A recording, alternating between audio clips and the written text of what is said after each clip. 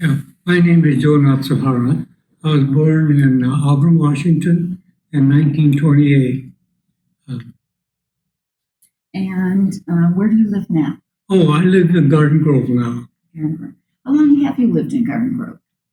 Let's see. It was about 1960 that I moved there to buy a house. Wonderful.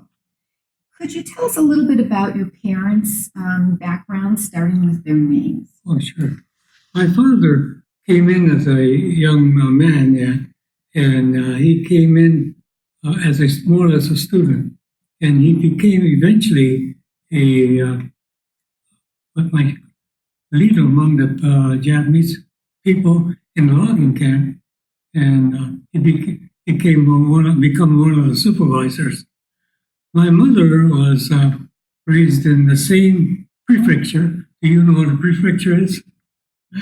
It's sort of like a county, and it's called Shigaken, and they were living in the same area. So she was a picture bride, but the family knew each other very well. And she came over and married my father. So tell me what each of their names were. My mother's name is Yoshi, Yoshi Mori, and before she was married. And my father's name was Sotojiro Natsuhara. Thank you very much. So, what were your parents' occupations before the war? You mentioned about logging. Before the war, we were farmers. Matter of fact, we had a berry farm, and there were several Natsuharas. They were identified by their product that they produced. My father had berry farm, so we were called a berry Natsuhara. There was another Natsuhara near Alagona.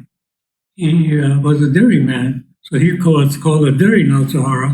And then there was a Natsuhara merchant who was quite rich, and he had stores, and he was called a merchant Natsuhara. Oh, that's fascinating. But we were all basically from the same area. Do you have siblings? And if so, can you tell us what their names are? Yes, I have three sons, Stephen, Edward, and Lance. What about brothers and sisters? My own brothers and sisters? Mm-hmm. There was 8 of us. Actually, there was 10. 2 died. One was in his teens. The other one had childbirth. There was 5 sisters. Their name was Soyono, Setsuno, and I forgot May's first name.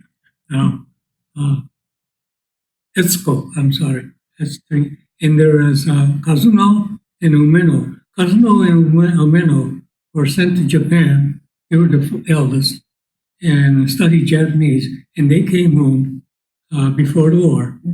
And there was 8 of us then. Was that common for children to be sent back to Japan for an education? Not always. Like, we were not sent back. Whereas father felt that they should get educated and sent the 2 elder ones to Japan. But they came back and they didn't finish their total schooling, I don't think. That's fascinating. Where did your family live before the evacuation? We were in Auburn, Washington. So you're stuck. What was the role played by religion in your family? We're all Buddhist.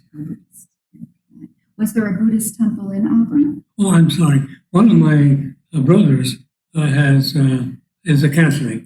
He was a Buddhist, but he married a Catholic lady, and the Catholics are quite. They require that the parents be both Catholics. So he's a Catholic, and he is in Arizona. How did your community, the Japanese American community, react to the order to evacuate, to be incarcerated in World War II? Well, to tell you the truth about it, we weren't too happy about it. But my brother and my brother was, I had 2 brothers. One was only 3 years older than I, and he had been in high school and took civics. So he and I discussed the thing about possible evacuation. He felt that we as American citizens would never be put into a concentration camp. And, he was proved wrong. He was quite disappointed. My mother, we thought, was in danger because she was here on the legal papers, but she still could not get a citizenship as a Japanese in the United States. I guess there was a law. So we were afraid we might lose our mother to some camp, but we all ended up in camp. I understand his disappointment, believe me. Okay. Do you know of any Japanese American families that actually did refuse to obey the evacuation order? No, there was 4 of us in the area, more or less a community. All of us were farmers. We farmed in the very same area. And all of them went to camp. 2 of them were picked up by FBI. The first one was Zen Maekawa, and he was picked up the very morning after December the 1st, 7th. And so the other Maekawa, who was a past president, knew he was going to be going too, so he had a suitcase all ready to go. A week later, he was gone. That's scary. Oh, yeah.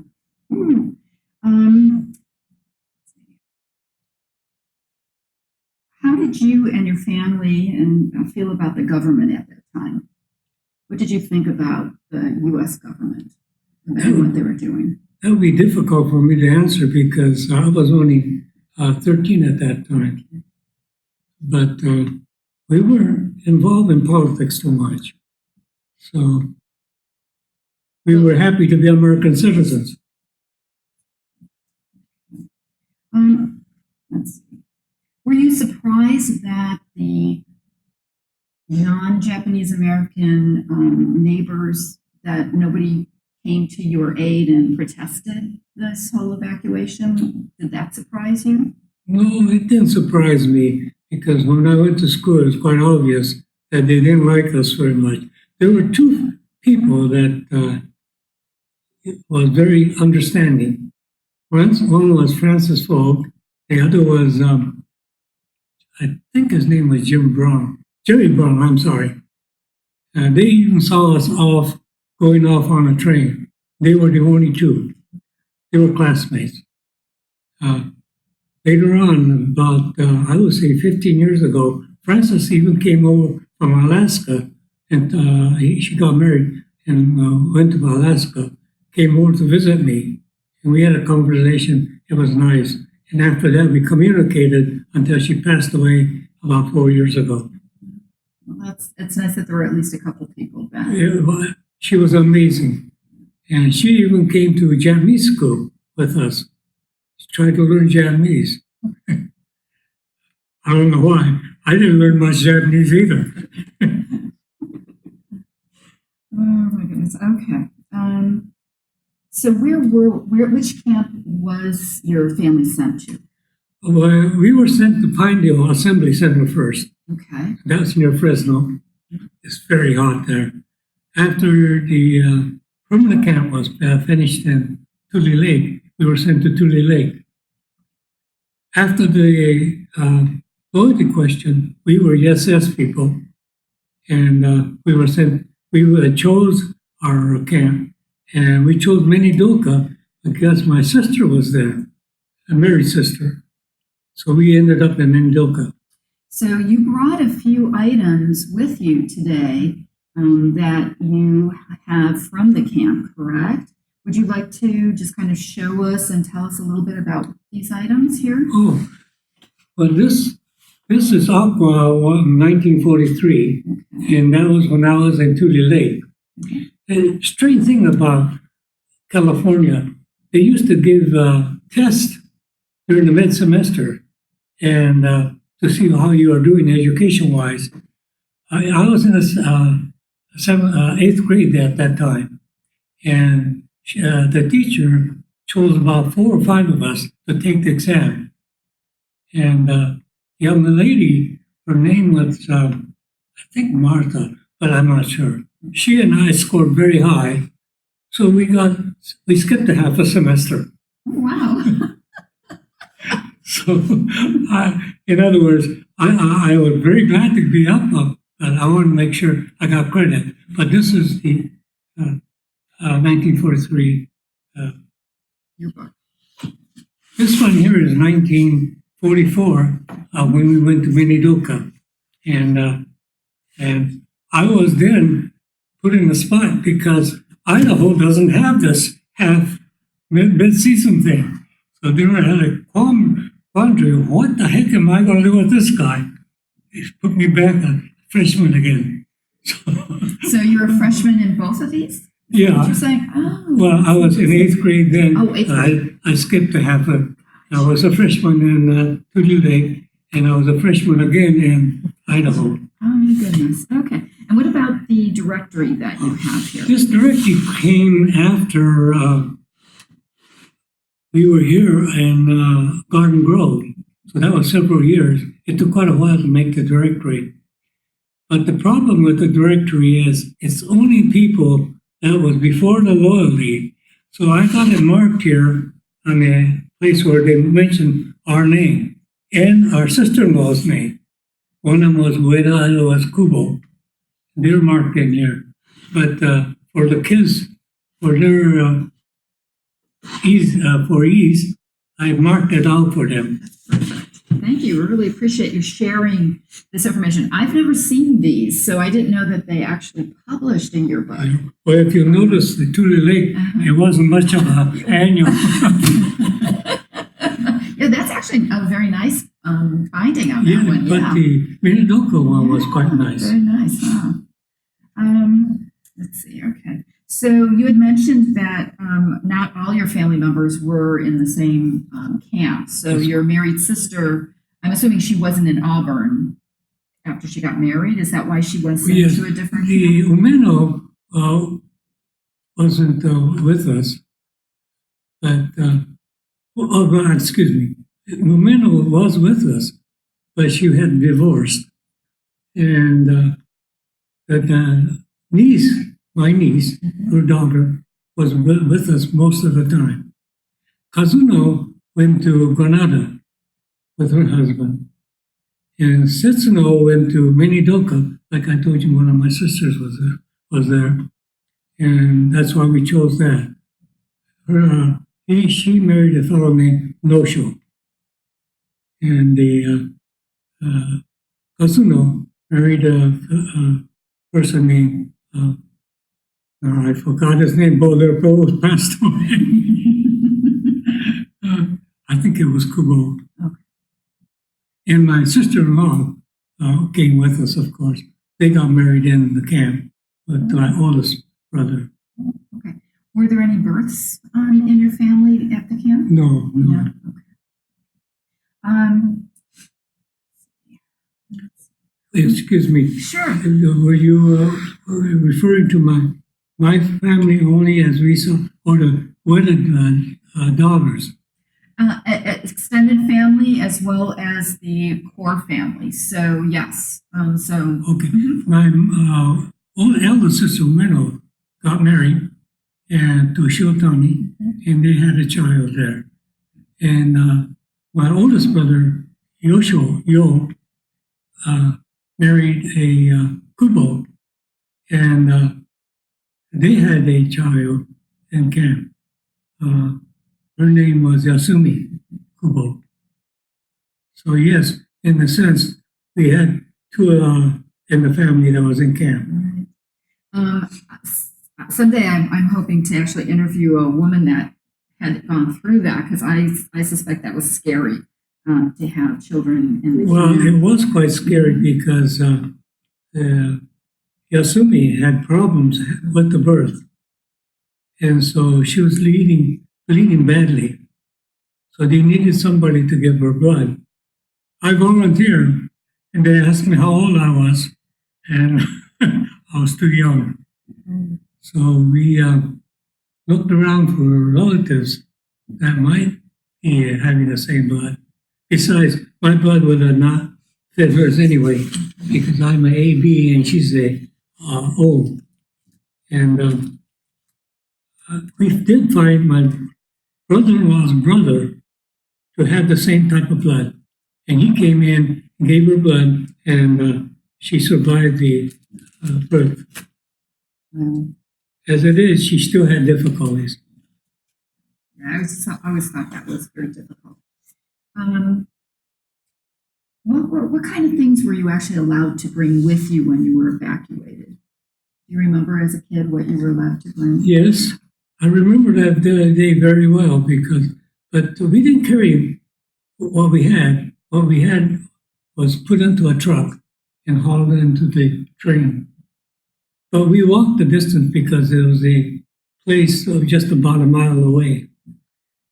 I was amazed at the soldiers that were there, because they were so young. And I was, of course, only 13.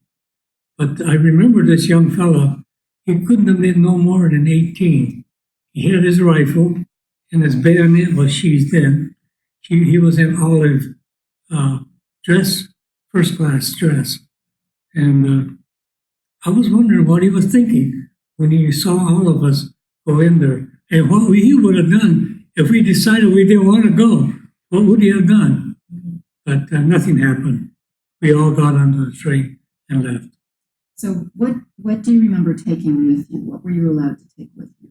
I didn't take much at all because I had to walk that 1 mile. Mm-hmm. So some clothes. My mother might have taken something with her. She had a clock that my father had received from the group they had a Japanese group, and he was a treasurer. And I was wondering how she ever got that clock with her all these years. And now I have it. It still works, but it loses time a lot. He got it in 1928. Oh my goodness! Wow. He passed away in 1929. So your mother was a widow when you were evacuated? Yes. I was only 1 year old when he passed away. That had to be really hard then for your mother. Well, you'll see pictures of me being carried by the sisters in the funeral pictures. So, is there anything in particular that you, as a kid, you were really sorry that you had to leave behind, that you weren't able to take with you, a toy or anything like that? Well, I did have a bicycle I didn't want to part with, but I knew I had to give it sell it. I bought it for $35. I saved my money, and my sisters and brothers helped me. I got it about a year before the war started. And a man and a boy, about 12 years old, came over and offered $10 for it. And I took it. I was going to leave for camp in another week or so. So that's the thing that I really regret. On the other hand, my brother sold all of our farm equipment as much as he could, sold the horse, sold the cars we had, a truck and a sedan. I never found out how much he got for them. I am sure he didn't get much. So did your family own, you mentioned a farm, did they actually own the farm or were they leasing it? No, it was leased. It was leased. I actually think, if I recollect correct, there may have been some laws in place that made it hard for. Yes, as a matter of fact, we had a go-between that took care of the lease. There was 4 families in that group. Each one of us leased part of the land that we had, and we had a truck farm.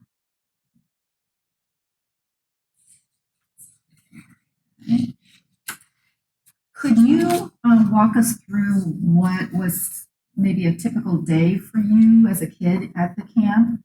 Once you got up in the morning, can you just kind of walk us through what kind of activities you were, involved in? Well, it depends on the camp we were in. The Pinedale, all we did was eat and play cards.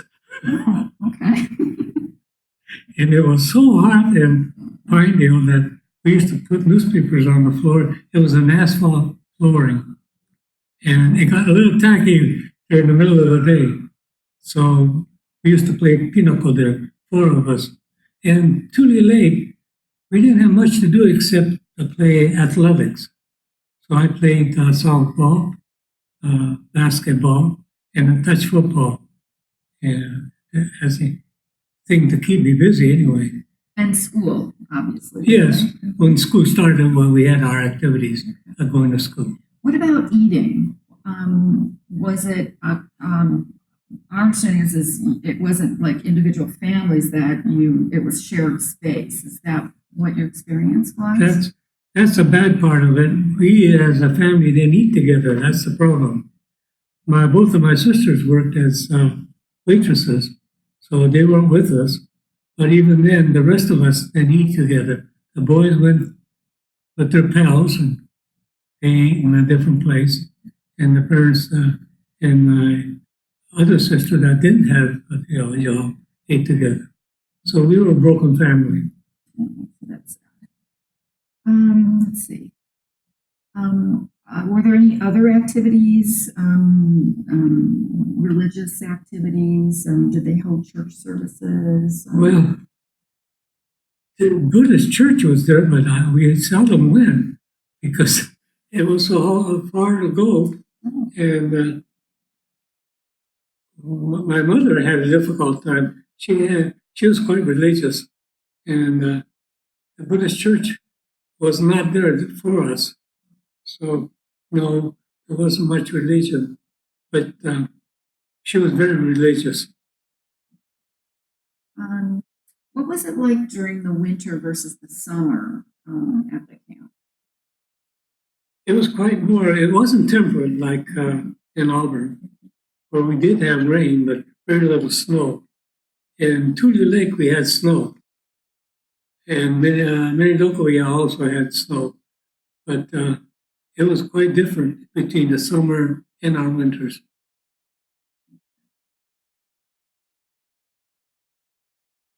What about the food that was available to you guys? What do you have to say about that? Well, the food was not too good.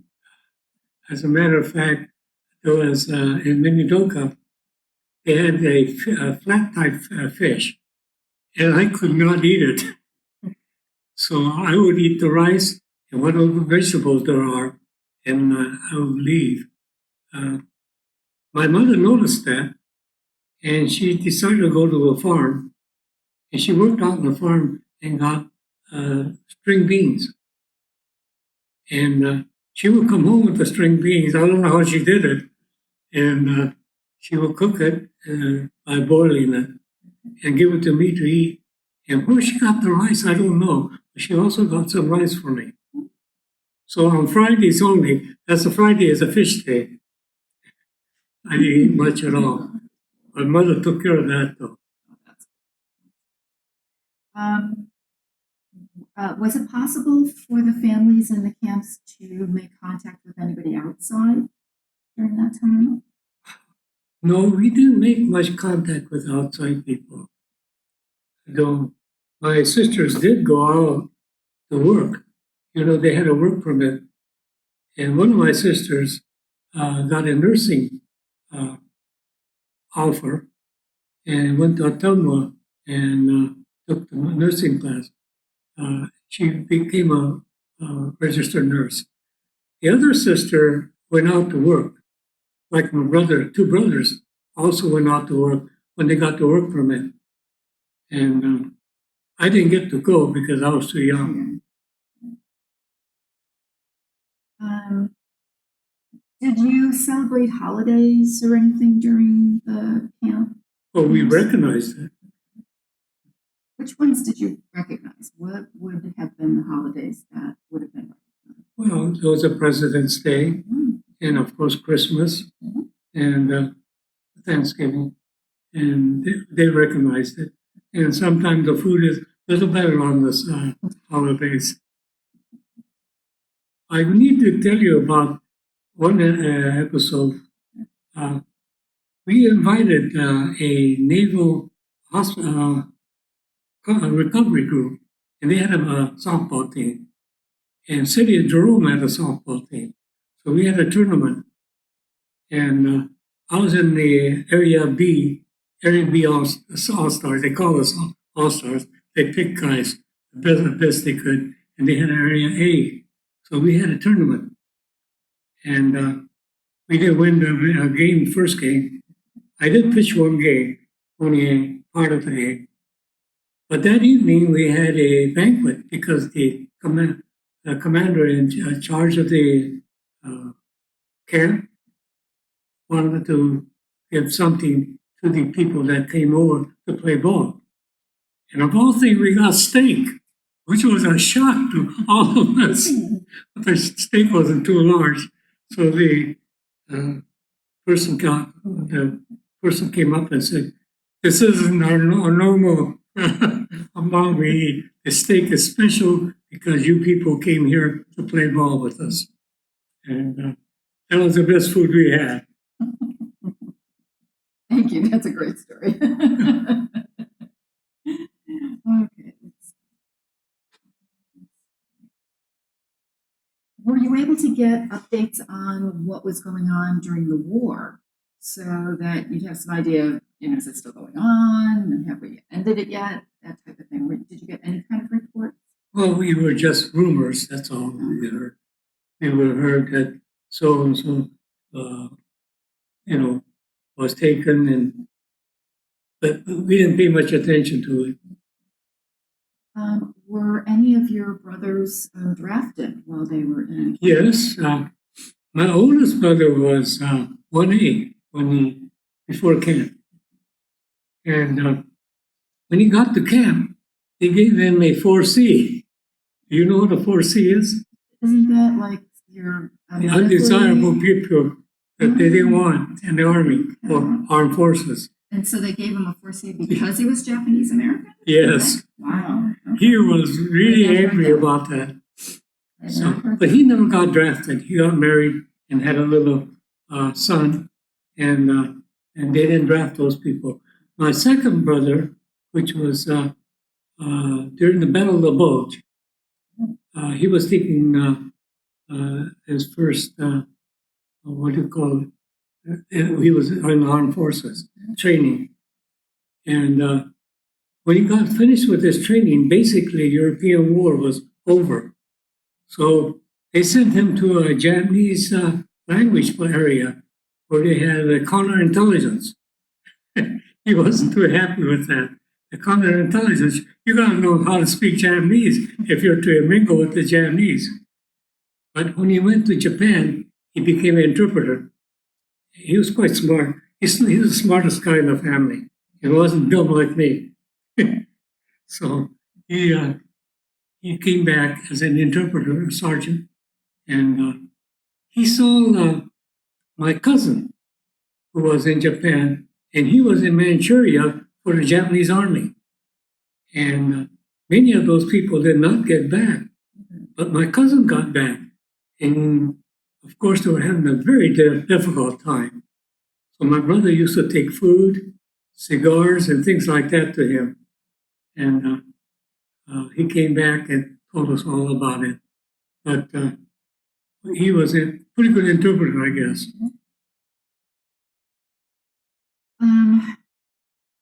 Was there any restrictions placed on your family after you were released finally from the incarceration camps? No, because we went to a farm. The father had already won in the army, and the second was getting drafted too. So he had no one to take care of the farm. So my brother was lucky, was able to get us out there to help them out. I was, 16, something like that. My first job was to clean out the pig pen. I guess they were testing me. The city slickers will see how good they are. Anyway, I had to clean the pig pen. Oh my goodness. How did you feel after your experience? Do you think it changed you? Having been, there you are, a citizen of the United States and you were incarcerated during World War II. Do you think there were lasting effects on you and your family after you were finally released? No, we recognize the fact that, what the prejudice would be. And we didn't have anything against them, but we were a little disappointed with Congress because we were American citizens.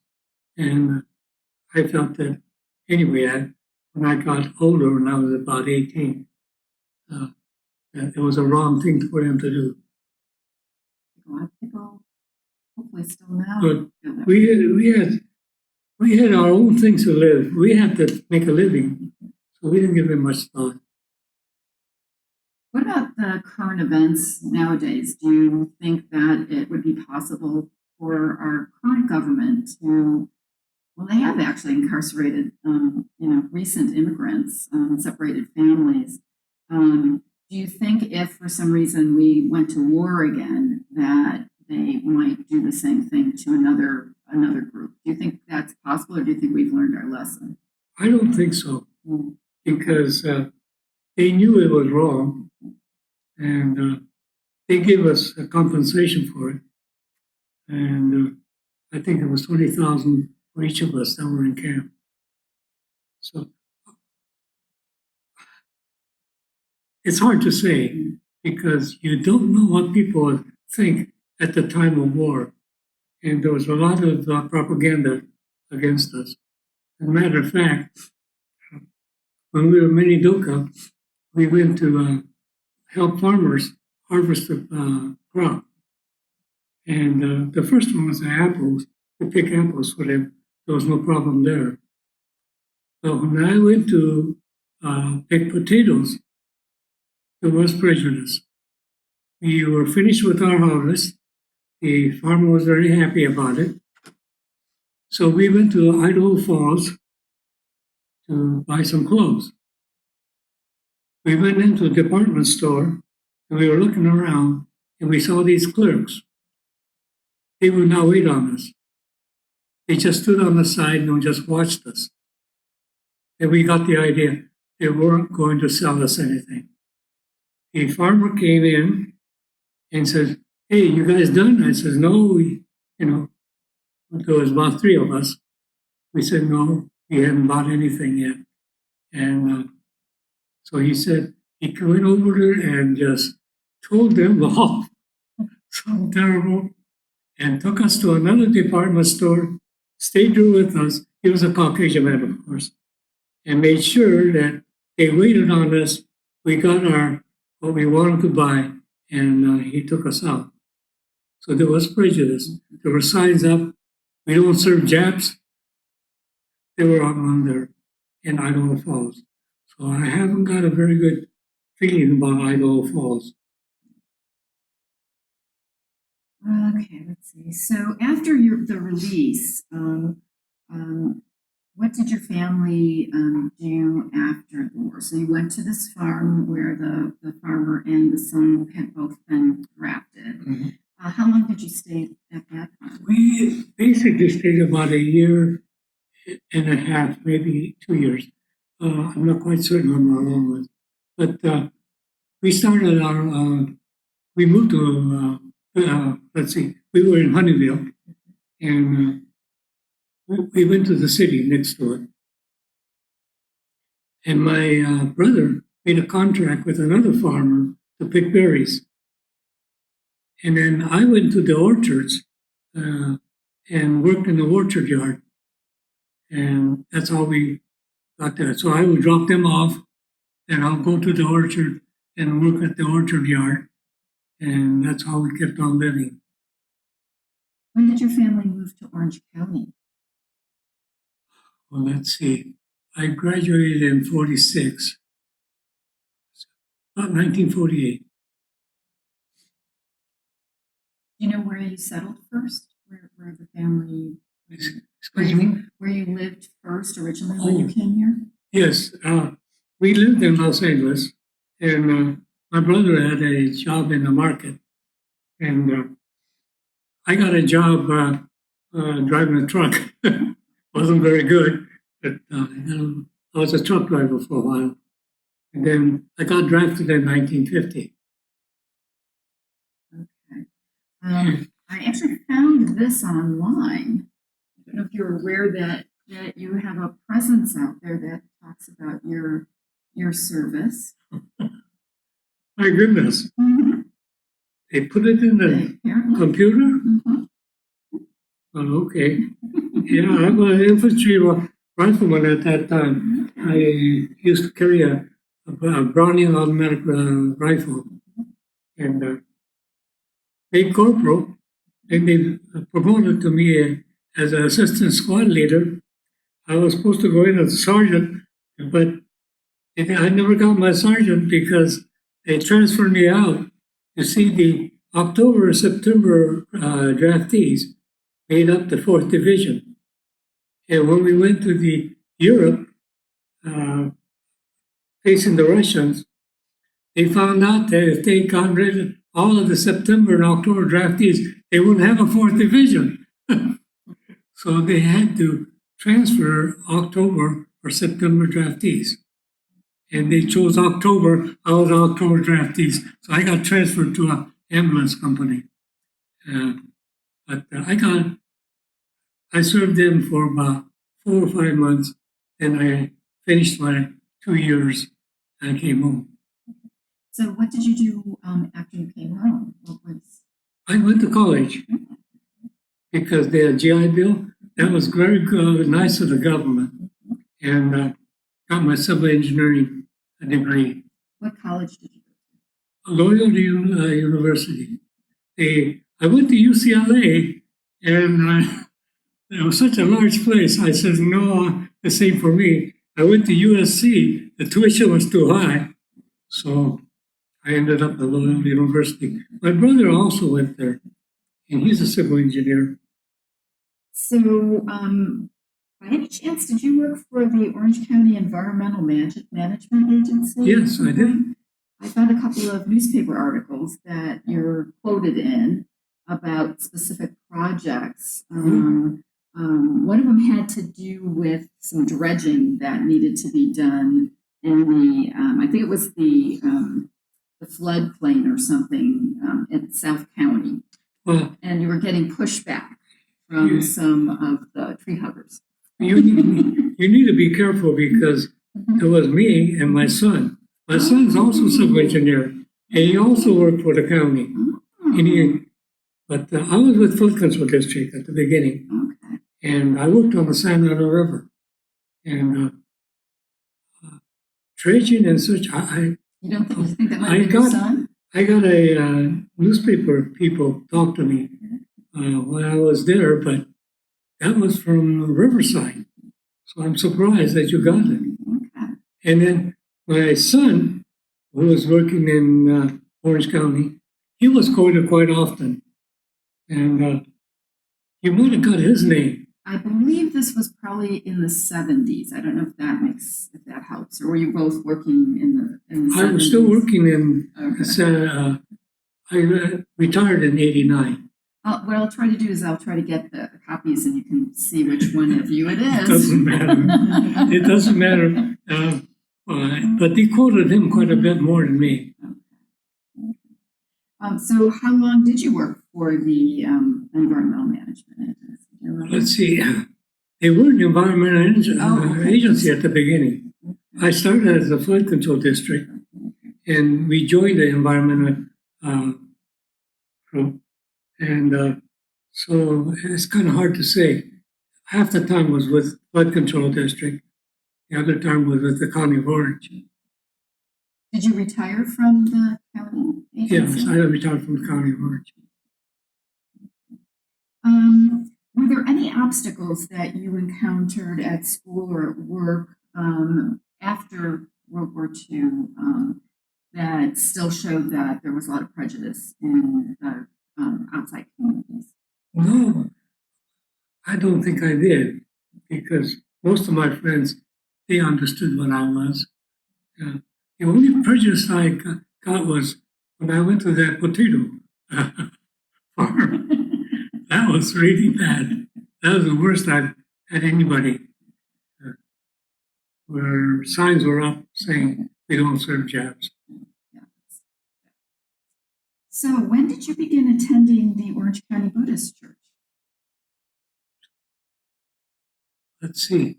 It was after I retired because my sons and my wife used to bring my sons down there, but they're not too religious.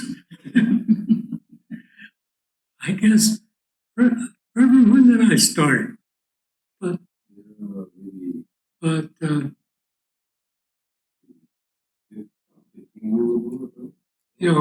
after I retired, I started to come here to the Buddhist church. And do you still live in Garden Grove? Yes, I still live in Garden Grove. So it's not too far. I was so busy, my wife was ill, and I didn't have the time to go to church or anything.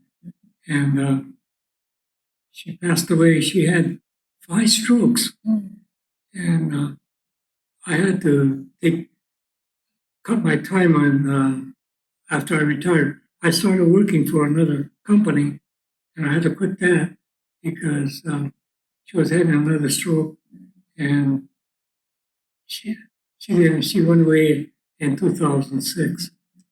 But I was with her most of the time, even on Sundays. We didn't come to church. So it's been a real pleasure speaking with you. It's been a real pleasure having you come here and tell us about your experiences. Is there anything else that you would like to add before we end the conversation? No. And there isn't much I could tell you. All we did was play ball to be active during the summer, and winter we went to school.